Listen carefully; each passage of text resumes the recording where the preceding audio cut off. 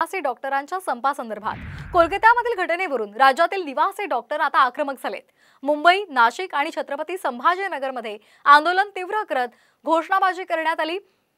कोलकातामधील निवासी डॉक्टरच्या हत्येचा निषेध यावेळी केला जातोय। कोलकातामधील घटनेचा तपास योग्य रीतीने न झाल्याचा आरोप सुद्धा केला जातोय। गेल्या 4 दिवसांपासून राज्यातील वैद्यकीय महाविद्यालयातील निवासी डॉक्टर संपावर आहेत।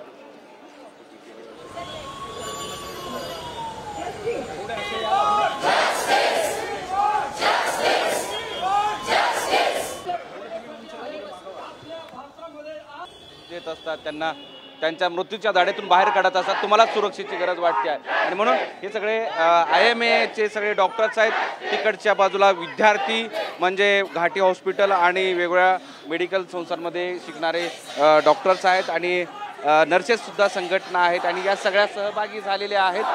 काही आणखी डॉक्टरांशी आपण बोलणार आहोत, कारण शहरातल्या वेगवेगळ्या भागामध्ये ही परिस्थिती आहे की दवाखाने बंद असल्यासारखी स्थिती आहे।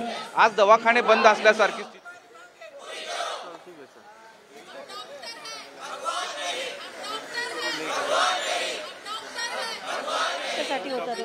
बऱ्याच गोष्टींसाठी आम्ही रस्त्यावर उतरतो, पण त्याचं कधी सरकारकडून आम्हाला कधीच पॉझिटिव्ह रिस्पॉन्स मिळत नाही। पण इतक्या घृणास्पद गोष्ट झालेली आहे आणि आम्हाला सेफ्टी नसेल तर आम्ही ड्युटी करणार नाही हे आम्ही सांगतोय। आज सुरक्षा प्रत्येकाला हवी आहे।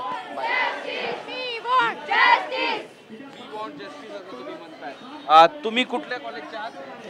Government dental college, Chhatrapati Sambhaji. आपण पाहतोय निवासी डॉक्टर गेल्या 4 दिवसांपासून संपावर आहेत। राज्यातले निवासी डॉक्टर आक्रमक झालेले आहेत। कोलकात्यामधील घटनेचा निषेध केला जातोय। आम्हाला न्याय द्या, त्याचबरोबर सुरक्षा पुरवा अशी मागणी केली जाते। आणि आता बातमी कोल्हापुरातून आहे। कोलकातामधील घटनेच्या निषेधार्थ आज कोल्हापुरात आंदोलन केले जाते।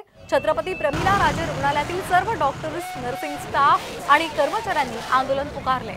कोल्हापुरातील दसरा चौक परिसरातून कावळा नाका चौक परिसरापर्यंत डॉक्टरांनी मोर्चा काढला आणि यावेळी जोरदार घोषणाबाजी सुद्धा केली। कोलकातातल्या घटनेमधल्या आरोपींना कडक कारवाई करावी त्यासह इतर मागण्यांसाठी त्यांनी हे आंदोलन पुकारले।